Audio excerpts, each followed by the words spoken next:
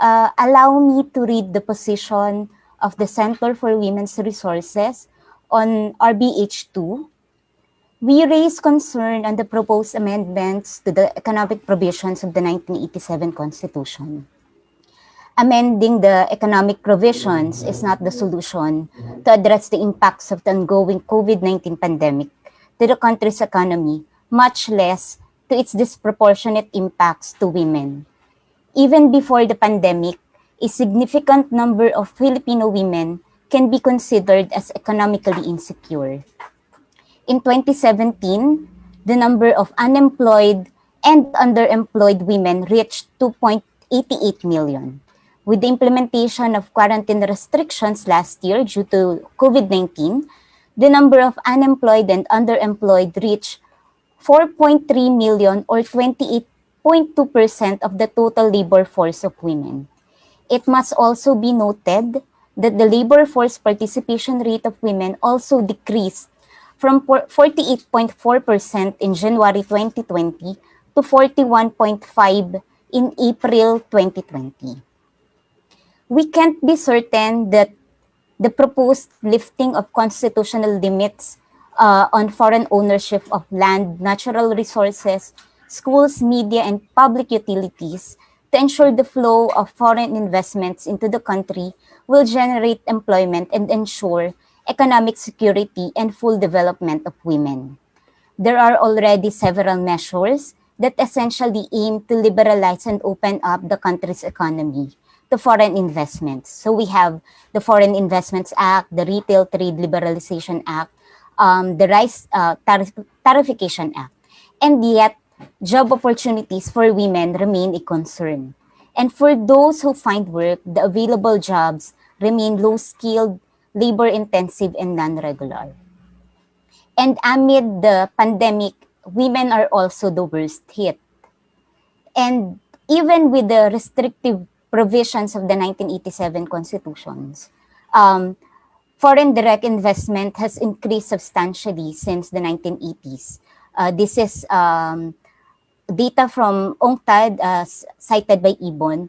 So annual foreign investment inflows are over 30 times larger than in the early 1980s from an annual average of 187 million US dollars or equivalent to 5.5% of the GDP from 1980 to 1984 to 6.3 billion US dollars or 2% of the GDP from 2015 to 2019.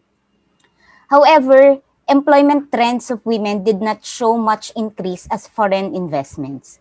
Much of the investments are in specific sectors, including manufacturing, electricity, gas, steam and air conditioning supply, transportation and storage, real estate activities, and administrative and support service activities.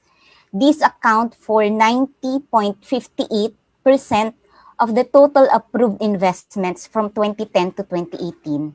However, employment in these sectors only account for 13.89% of women's employment in 2017. That is based on the gender statistics on labor and employment.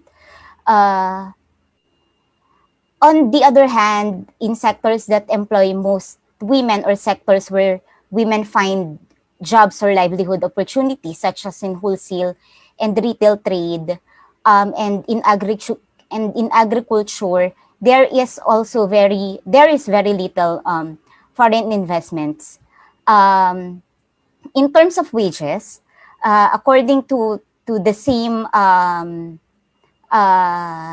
survey, women working in manufacturing, where there is a large concentration of FDIs, receive an average of 374 pesos daily wage. So that is the national average. Manufacturing companies are also concentrated in the regions which receive lower minimum wage than in the National Capital Region. So for instance, the current minimum wage in 2020 in Southern Tagalog, which hosts 36 manufacturing economic zones, is only 318 pesos, while minimum wage in Central Luzon, which hosts 12 manufacturing economic zones, is only 333 pesos. Furthermore, while the majority of the country's population rely on agriculture, landlessness and massive land grabbing continue to drive away peasants and small farmers away from agricultural production.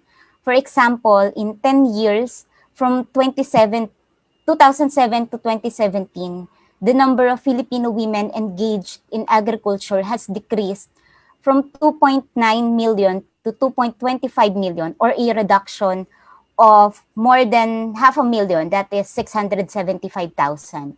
FDIs have little to do with the much needed sustainable and genuine development in the countryside. In 2017, Ibon explained that agriculture only received 0.6 of total FDIs. And relaxing the economic provisions in the Constitution to allow foreign ownership of land and other resources will not ensure growth in the sector and will only result in further displacement of women from their communities and from their source of livelihood, and thereby violating their right to economic security and their right to development. With this, we call on our legislators to rethink this proposal and retain the economic provisions as it is. The experiences of women in accessing employment and livelihood opportunities, especially those in the vulnerable sectors, has shown that liberalization and increasing FDIs does not guarantee their economic security and their right to development.